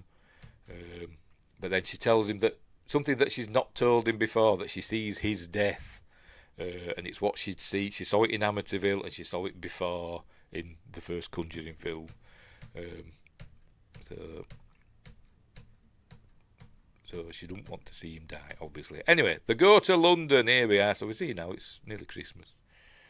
Christmas trees and stuff, and black cabs and double-decker buses, and whatever that is. Another British Leyland car. I can tell by the door handles. Don't ask me what it is. Right, so anyway, here they are. They're arriving. I bet they're thinking, bloody hell, this is a dingy bloody place. I mean, no wonder they spent a day there. But anyway. Right, so they've got the door chained up. The door to the girls' bedroom is chained up. And kind of a bit like Poltergeist, isn't it? They kept the kids' room locked. But they go in, things aren't flying about. It looks like things have been flying about at some point. But we see there's all these crosses on the wall now, and she says the neighbours and all that keep bringing them, so she puts them up, hoping that it'll stop the activity, but she says no, they can hear it happening all the time, all night. So there we go, we can hear it all night, stuff moving. So the room's essentially trashed, isn't it? Anyway. Meanwhile, what the bloody call now? Lorraine. Oh, tell you what am I like. Lorraine's gone to talk to Janet. They're sitting on the swing. Oh, what have I done? I've pressed a button on my keyboard. There we go. sitting on the swing, and she's asking about. She actually tells her story that she saw an angel when she were a kid. She were in hospital for something, and she saw an angel next to a little boy's bed, and the angel was stroking the boy's cheek, and then it turned and looked straight at her. And obviously nobody believed her, but she thought it were real. So she's asking her about. I was telling her then. Then she asks her about, when Bill talks to her, can she feel Bill inside her? Is like Bill's talking through her mouth? He says, no, it's like it's coming from behind me, as though she's been, operated. Like a puppet, I suppose. But anyway. And then he says, does Bill sometimes tell you things that only you can hear? And she says yes. He says, if you don't go, he'll hurt you. He says, oh, her in particular, Rain in particular. And he says, oh, when did he say that? He says, just now. Anyway. Right, so Maurice Gross is showing him around the house.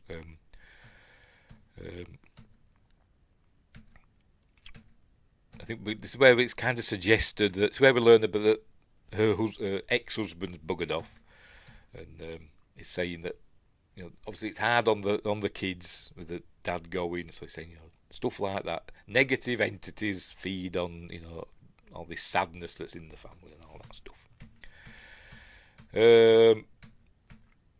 Right, raining again, obviously. Right, another good bit of the film. As you know, this is probably my favourite bit of the film, not the crooked man. That's my second favourite bit, where they're going to hold water in her mouth, but to see if she can talk while she's got water in her mouth. And they're going to record it, but nothing's happening. So they all say, well, there we go. What if we all turn our backs? So they all look away, which is kind of suspect, isn't it? It is brought up that, she holds the water in her mouth, and then, they all turn away so they can't see what's going on. By the way, split diopter, but, oh no, can't be, can it, because he's out of focus. They all turn away. She could spit it out, do the talking, and then before they turn back, she could get another gulp of water, which is actually mentioned later. But anyway, for dramatic purposes, we'll say that doesn't happen. So she takes a gulp of water, and then Bill starts coming through, and then we just see her in that blurry image as with Ed in the foreground. And it is actually creepy, I must admit, because she changes and you start seeing Bill sitting there. So that's where we learn that he died in 1961 or something like that. But there you can see she's changing, looks changing into Bill. There he is. And, he's telling them all about himself and that he died there. And then he shows him a crucifix, a cross, and so he's freaking out. And then he says, help it, let go. And you think, oh, well, that doesn't make sense. But then we hear something else later, and we learn that it's Bill is trying to get a message across. So, because he talks about, says, why don't you go to heaven? Why don't you pass on? He says, I don't want to. He says, I'm not a heaven sort of man. But anyway, then obviously he goes away, and then she spits the water out. So they're all very impressed. Anyway, so they're staying at, even though they only stayed for the day, but in this they're there for ages in this film. But never mind. So she's tying herself to the bed. Her mum says, why do you have to do that? It helps me sleep. Oh, poor love. Right, so spooky house. It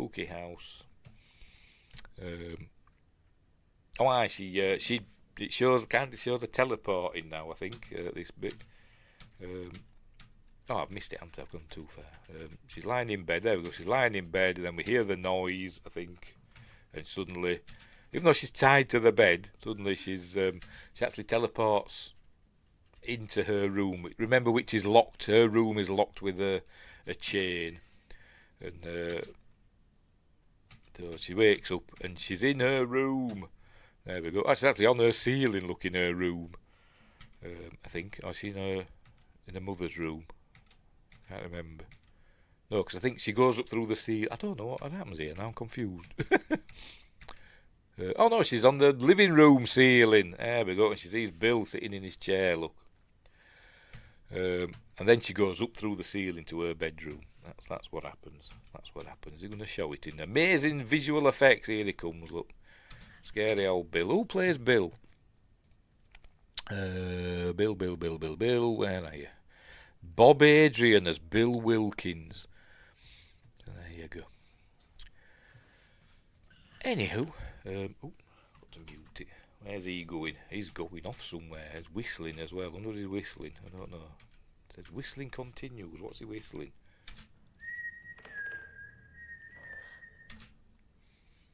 What are he whistling? But not very well. What are he whistling? I forgot the name of the song now. Is it? It's not Shattered Nerve. Is it Shattered Nerve? Bernard Herrmann thing from the film. It don't sound right. Shattered Nerve. Something like that. Another word for shattered. A synonym for shattered. But something nerve. It were in Kill Bill. Volume 1. It were whistled in that. That. Were he whistling that? Might have been. Don't know. Anyway, off he goes. So he's going upstairs, look. And then she's going to go up through the ceiling. Is he going to show it? I can't remember if it shows it. Oh, we notice she's still got the skipping rope tied around her wrist, look. Yeah, she's still moving about. There she goes, up through the ceiling, into her room. Oh, no. And then all the crosses turn over. Look. Because it's evil. Anyway, there you go. Peggy wakes up, Janet's screaming, goes running out, can't get in, can't open it. And then she sees Janet get grabbed. There we go. She sees Janet get grabbed by Bill. She sees Bill.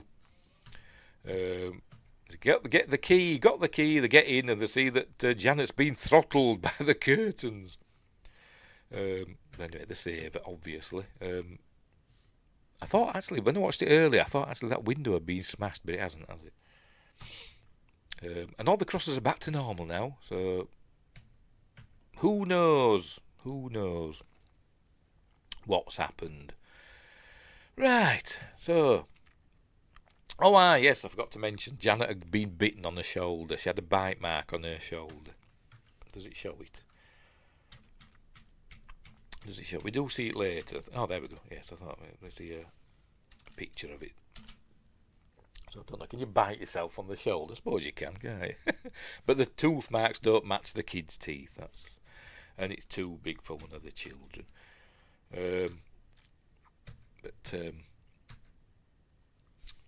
So where Morris is saying he's looked into the history of the house, and Bill Wilkins did live there and he did die there, and it passed on to his son, did the house.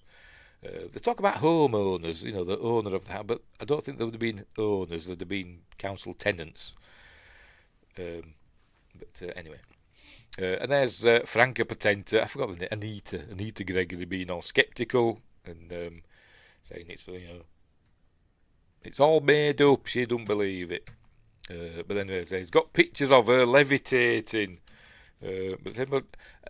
And Ed says she could just be jumping off the bed, but she does kind of look like she's jumping off the bed. But because there's an actual photo of this, it does look like she's just jumping off the bed. But anyway, never mind. And he says that's that fella, I forgot his name, but he says it was on a cable, the camera on a cable in the room. And he says if he ever heard commotion, he'd just trigger the camera from downstairs. And that's how we got those photos. But anyway, the main thing is she teleported herself into a room that were chained up that she couldn't get into. And so, they can't explain that. This is where she says about the voice holding the water in the mouth. She could have spat it out when they weren't looking and taken a sip before they look back again and all that. But anyway. And they did say that her vocal cords couldn't create that voice. I don't really believe it myself, but anyway. Anywho, So they're still staying there. Look, they're bringing presents and things for the kids and records and stuff. Why? Because Peggy had said that when her husband left, he'd taken all the music, all the records and stuff. They haven't got any music to listen to. But then suddenly this record player won't work. I don't know why, but it just doesn't work. So he sings them a song because they've got a guitar, thankfully. They go, whose guitar is that? And apparently, he didn't take that with him. He took all the record, but he didn't take the guitar. And Margaret's been playing it. So luckily, Ed can play and sings as Elvis Presley, which is kind of cringe. Oh. Yeah, but whatever. So he sings to them. They're all in love with Ed because he's lovely. What do you want in real life, was it? Anyway, so there we go. It's just showing how nice they are, isn't it? How nice the Warrens are. Anyway, right, so here they come. Who's this now? Setting more cameras up. Look, Anita Gregory's setting a camera up. A video camera. That's going to be pointing at the kitchen, I think. They're going around with gadgets and stuff. He's got a ghost. When is it? He's got the Ghostbuster thing, hasn't he? Is it squirting water? Whatever. One of our little toys. Bet he hated rock music in real life. I don't know. I don't know if he were a traditional bloke. They were very religious, weren't they? They claimed to be. But yet he had... Didn't he father a kid from like a, I don't know if it was an underage girl, but she was young, wasn't a teenager. But I don't know. But anyway, they weren't nice people, the Warrens. I don't think they were anyway. Anyway, so, right, so while he's singing, they're doing all stuff. Anita Gregory's chaps and setting up things. A little funny bit here where he says, it's so small and light. Oh dear. So, right. He's going around fixing things around the house, is Ed, because he's that sort of guy. And obviously he's getting to know Janet. On the Blu-ray and the behind the scenes, when they were making the film, the actual family visited the set and they actually met. They were reunited with Lorraine Warren. And they were all like, oh, nice to see you, and hugging them and stuff like that. And I thought, they were only there for a day. It was just for the cameras,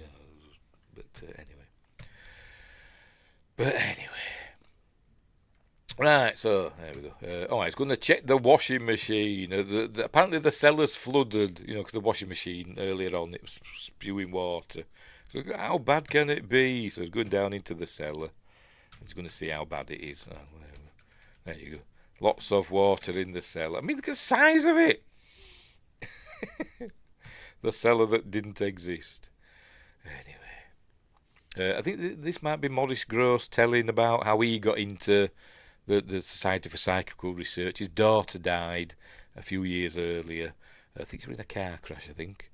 And he wanted to get in touch with her. And I don't know if he ever did or not. I'm not sure. But that's how he got into the paranormal. But anyway. I like Maurice Gross. It just seems like a really nice man. But there's a docudrama, I suppose you could call it, called The Enfield. I think it's The Enfield Haunting. It was made by Sky.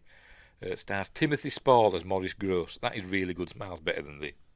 This is obviously more action-packed with better effects, but that is a better telling of the tale. Anyway, so he's down in the cellar sorting out the flood, and so he's looking round, and here we go. He's found the source, so he's got a spanner or whatever, and he's trying on things. But then something's going to appear behind him. Out of the water. It's obviously Bill, innit? Rising out of the water and slowly heading towards him. And she sees it. She goes, "Oh, what's that?" And then eventually she says, "Ed, there's somebody behind you." And then he turns around, there's nobody there, obviously. But then, she looks down, He said, we're there, but then he's there in the water, and he grabs her and pulls her in the water, and but then he's gone. And then they look at her arm. Hang on, he's found something. What's he found? I can't remember. Oh, it's his teeth. it's Bill's false teeth.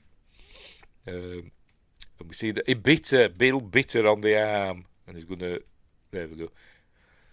We see his false teeth match the gap where there's no teeth or whatever. There you go. Anywho, right, what's happening now? Janet's seen something in the kitchen. I think this is. Oh, I see, a scraping noise. But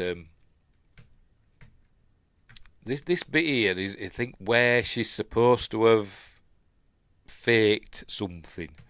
I think. 'Cause Johnny's going in. Not Billy, Johnny's going in. And he sees loads of knives. But that's it, I don't know how, because it shows us the table. There we go. They hear the noise. And it shows the kitchen. Everything's fine. But then when Billy goes in, it says seconds later, we see that there's knives stuck in the kitchen table. So, can't explain that. And then it turns around, and they're saying, Janet's just disappeared, she just vanished. And then she appears there next to him, looking evil with the knife. And they all go running in. And the kitchen's smashed up. Anyway, and all spoons are bent. Been all Uri Geller and bent some spoons. But apparently it's all a ruse. I don't know, but... they see she's there in the pipes, which they did actually. They recreated this kind of in Ghostwatch, sort of, where one of the girls were in the pipes, banging on the pipes. But in here, she's screaming, and somehow her arm's down there, and that arm's, I don't know what's going on, but she's some sort of contortionist, and screaming. And then she said, "Me won't." So I remember earlier on it said something. I forgot. Help it go or something. It let go. Yeah, help it let go. That's what it said earlier on. And now she's saying me won't. So we're going to learn later on that those are an important phrase. Anyway, so they calm down the situation. But we're going to have a shock because she's playing back the video because there were a camera pointed at the kitchen. And there we see Janet smashing up the kitchen. There we go. So she'd faked it all. But how did the knives get in the kitchen table? Didn't show that, did it? But anyway. In the real case, Janet did own up to faking some of the things. She said something that only like 2% of the stuff she faked. I think it probably more than that. But she did own up to playing up for the cameras and the investigators, making things, doing what they expected to happen. That's what she wanted to do. But anyway, so they've caught her red-handed, basically. There you go. So we've caught red-handed, faking an event, and so obviously she feels vindicated now that it's all been a big scam. And other people say, "Oh, but other stuff's happened. We've seen it happen." But Ed's like, he's not helping, to be honest. He's saying, "But it's on film, it's on videotape, and we saw it happen. And the church is going to see this, and they'll make us go home." So she said, "Well, get out of my ass, a lot of you." So they all bugger off. So anyway, so they're heading away. Is he giving him that? Yes, he's giving him some of the tapes and stuff. So they're going to head to the railway station now. Anyway, they say, "Thank you, Morris, you're super ace," which he was. And off they go, leaving the Hodgsons to their fate. Anyway, right, so here they are, getting on the choo-choo train. Presumably to Heathrow, I don't know, but whatever. Vic Nottingham took them. Right, so anyway, meanwhile, back at the house, raining again by the look of it. So they're all sad, and she says, "Oh, they say, why did you fake stuff?" And it said, it said it would kill you if I didn't make them go. So she faked stuff so that it'd force everybody to leave.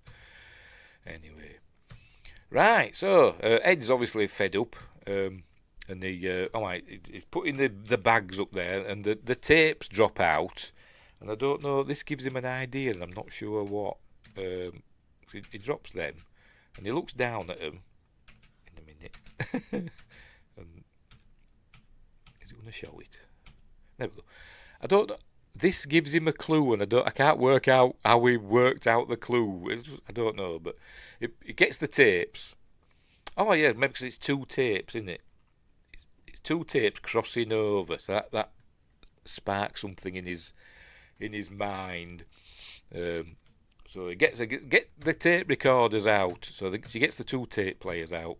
So they're going to play them both at the same time. So we've got when he said earlier on, Bill Wilkins said, "Help." I forgot again. Never mind. There we go. Help it let go. Help it let go. And then the other one when she were in the pipes and stuff. The second one, me won't. And then after they play them together, and it says something. If I'm right about this, it says, "Help me! It won't let me go." So it was Bill Wilkins calling out for help. I'm getting the chills. I don't know why, but it was Bill Wilkins calling out for help, and we learned that his spirit is the puppet that's being controlled by the demonic force that's behind it all. Valak, obviously. So they've got to go back. Anyway, there they see Bill sitting in the chair. Is she? I don't know what's happening here now. I've forgotten. But we see. Oh, that's it. Yes, she has that's it. She's on the train and she goes, whoa. So she has a freak out session and she's seeing this. So she's seeing Bill. And they go, "Come here to see my family," but they're not here. And so there we go. We see Valak behind him. So anyway, she's got a bloody nose now. So they've got to go back and help this poor family. Meanwhile, Peggy's tidying up the kitchen and sobbing. Know how you feel, love. Meanwhile, glass shatters. Meanwhile, the goes in the room and sees Janet floating about in the room. "For God's sake, leave us alone." So throwing the kids about and all that stuff. Anyway, so she's possessed now, isn't she? And what we're gonna do? So they go running out. Says, "Oh, go over to Peggy's." The Nottinghams. Meanwhile, they've got off the train. Luckily, Vic must have just been twiddling his thumbs for a bit. Don't know what he was doing. Maybe just sat in his car thinking maybe they'll come back out. I don't know. But anyway, they went back out because they did say on the train, "Let's go and catch up with Vic before he goes." So maybe the car were parked a really long way away. I don't know. But anyway, so he's bringing them back. Then they're explaining to him. And now she's working out. She says, if it's demonic, we've got to tell it its name, that we know its name, and it'll take all its power away. So they're working out its name. He says, "We don't know its name." So, does it show it? I'm sure it does here. It might be afterwards. I don't know. But we've got to work out its name. Anyway, have we done the tree yet? Or has that not happened yet? Remember the tree in the front garden? It gets struck by lightning. Maybe it hasn't happened yet. They're trying to get in. The furniture's moving about, blocking them from getting in. So he says, "I'm going to go round the back. It's going to go in through the cellar." There he goes. But then the door shuts and he can't open it, and Vic's going to go get an axe to chop it down. And she's saying, "Don't go. As I've got to help these kids," and all that stuff. So off he goes. No, I love you. Anyway, so he goes under the kitchen or whatever it is, isn't it? And he smashes through. He finds a big pipe and he smashes through the floorboards and climbs up through the kitchen there. here comes Vic. Looks like, hang on, is it? Somebody's already had to go at that door by the looks of it, haven't they? But never mind. So he's going to start chopping the door down. Anyway, right, so what's happening here? He's looking for Janet. What's he got? He's got his crucifix. Is it his crucifix there that he's holding up? Don't know where Janet is. She's thinking now. She's got to remember the name. She's got to work out the name. There you go. I do know your name, even though it was all over in that room. But we learned that this is what she'd scrawled in the Bible, so she's going to get the Bible. There it is. Valak. Ah, you are Valak, the demon. So she's going to go in and confront it. Hang on. Has the lightning happened yet, or is it now? There we go. The tree gets struck by lightning. Ah! Because I bet this didn't really happen. But gets struck by lightning, and the bit that's left is a big sharp trunk of the tree. Remember earlier on we'd seen Ed. She'd had a vision of Ed getting skewered on something. So obviously it's this tree thing. Anyway, right, so Ed's there looking for Janet. She's not in there. There's the crooked man. The crooked man's going to be here in a minute because he's going to disappear from that and appear there. Ah, the crooked man. I wish they'd do a crooked man film. And he comes out there and goes up into the walls for some reason. There he goes, smashing through the I don't know why. It's just for effect, isn't it? Lorraine's got in. Anyway, so Janet's gonna smash the windows. Oh, there's the tree. Look at that. So Lorraine thinks that Ed's gonna get skewered on this tree. Anyway, look, Janet's gone out the window, but Ed catches her just in time. So and then he just hangs there for ages. I don't know why isn't he dragging himself back in? I don't know, but he could just lower her down, couldn't he? Really? I mean, she's a kid. She'd bend. He could probably drop her, away from the tree. But never mind. Look, he's hanging onto the curtains, and obviously the curtains are coming off a ring at a time. But anyway, so there, and there's Valak overseeing events with crosses turned upside down, obviously. If you watch The Nun, I think you learn why she's appearing as a nun, or it's appearing as a nun. It's to mock, religion and stuff, or whatever.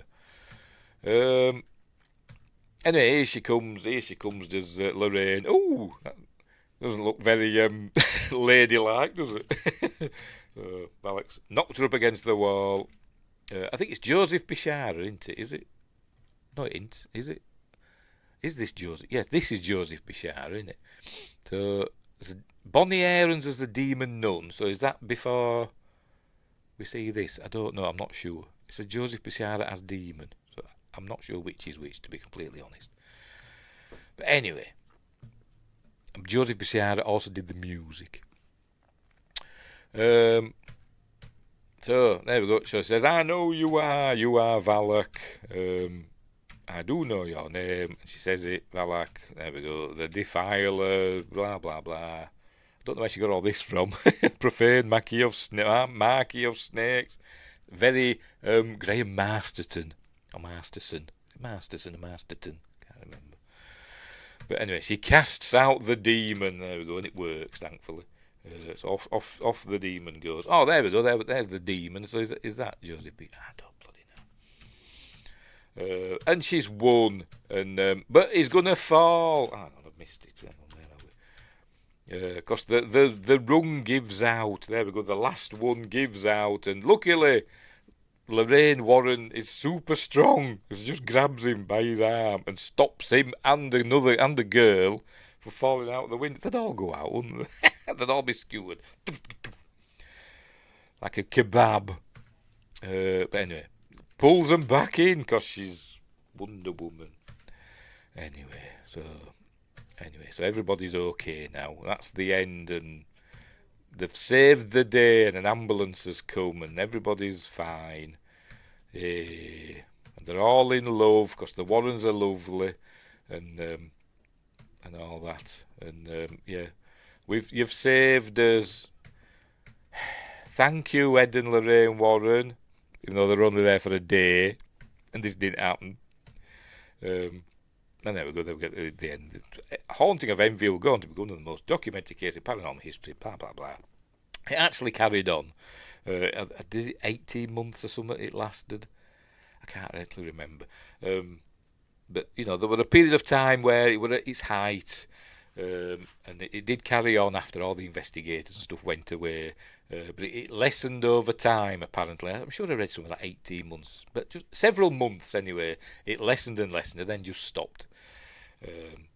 So there wasn't a big dramatic ending like there were in this film. It just slowly went away. But anyway. I don't know if this is true or not. Peggy Hodgson, excuse me, continued to live out the rest of her days in the Green Street house. 2003, she passed away quietly while sitting in a chair in the living room. I have no idea if that's true or not. I don't know. But it's kind of suggesting that she died in the same place as Bill Wilkins, who wasn't really the baddie. He was being used or whatever. So has he passed on then? Has he gone over to the other side? I don't know. There you go. There we go. So back in wherever they live in America, he's brought because they've got to get a souvenir, haven't they? They say it's supposed to be stuff that's possessed, that's in this museum of theirs. But he's brought the zoetrope, the crooked man zoetrope. There's Annabelle in the background. That's from the first Conjuring film, isn't it? This musical box thing. But there's Annabelle in the background. So he brought that, and then he hears music. He goes up, and it's Lorraine. It's Lorraine. Listen to I think it's Elvis. I think what he was singing earlier on. So they're going to have a dance, and it's Christmas because it's a Christmas film. And I think that's it. There we go. Yes, there we go. Oh, and they're playing the actual recording. So let's have a listen. I don't know if we hear the voices. About the beginning, the first night of your happy fun. Do we hear the voice? I don't know if we hear the voice. No, I don't think it's just them. Oh, there we go. Creature ground. When it comes from your area, Janet, do you feel anything in your throat? No. You just don't feel anything? No, it's not playing that. Anyway, so there we go. That's the end of the film. And I do like the film, but it's nothing like what happened in real life. We see in the actual family. There they are. That's the real Janet, and Margaret and Billy and Johnny. But anyway, so there they are. Yeah, the things with the crosses didn't happen, but and there's the real Peggy. Doesn't look much like Frances O'Connor, does she? But this is the bedroom. Look, with it. Wonder some of the posters they mustn't have been able to get, because I've no idea who that is. That. But anyway, what's that there? Can't make it out. Anywho, there was another view. But the posters weren't exact in the film, were they? That's from the film photo, and that's the actual photo. This looks like she's jumping off the bed, doesn't she? But that's the David Soul picture. You'd have thought that they got the same photos, wouldn't you? You'd have thought so. But or posters. I thought they'd made them. It's like a $40 million film. Bloody hell! If they couldn't find them, just recreate them. But anyway, so there we go. That's the end of the Conjuring 2, the Enfield haunting, or whatever it's called, something like that. But yeah, I do like it. I like it more than the first one, to be completely honest. And it is a good, exciting ending and all that. But as I said, take it with a pinch of salt. Think of it as a dramatisation, a fictional dramatisation of a real event. But anyway, so there we go. So yeah, and it shows the Amityville room, and then the nun, who would get a couple of films of her own. So there we go. That's the end of The Conjuring 2. And it's well worth a look. I think it's on Amazon, and YouTube. You can rent or buy it. You can get the Blu-rays. I got that Blu-ray set with the 7 films in relatively cheaply on, I think, on Amazon. So there we go. We will leave it there. What shall I do? Oh, next week, because it's Halloween next Friday. We're having a watch party of Halloween 4: The Return of Michael Myers. So we're just going to sit and watch that. It's not a breakdown. We're going to sit and watch it. Obviously, I'll not be able to show it on. If you've got your own copy, you can watch it. I've done a video version of it where it's blurred out. You can see, but I've left the subtitles. We'll watch that. But so there's no copyright trouble. But if you want to watch along, you'll have to get your own copy. So that's what's happening next week. And next Monday, for Magnificent Mondays, we're doing the Monster Squad, which I got a Blu-ray of, but it's not a. I had to. No, there we go. The Blu-ray is actually Una Pandilla Alucinante. It's a Spanish Blu-ray. I printed out another cover. So that's next Monday, because that came second in the poll the other week. So that's what we're doing next Monday. So there we go. So we'll leave it there. We're all done and dusted for another week. Have I missed anything? I don't think I have I? I think I've covered everything. Yes, we've done the maps, so I can get rid of that. And we've done the spooky ghost kid. Yes, we've done that. Yes, so we're all done and dusted. Right, so thanks for watching, Win Grace, for keeping me company. No Justin this week. Oh, Josh Temple's gone to California, hasn't he? So he's having fun because it's a holiday or something. But I think Justin says, is he working? I think Justin's working, isn't he? I'm sure he said that. Yeah, I think he is. So anyway, you missed. If you watch it afterwards, you're all missed. But I'll see you next time, hopefully. Right, so we'll leave it there. We will leave it there. My beard needs trimming, doesn't it? I keep meaning to trim my beard, and it needs tidying. Or shall I just grow it out for Christmas and be Santa Claus? Right, so we'll leave it there. So, as I said, thanks, Win Grace, for keeping me company. And thanks for the millions of people watching around the world. But, right, so, anyway.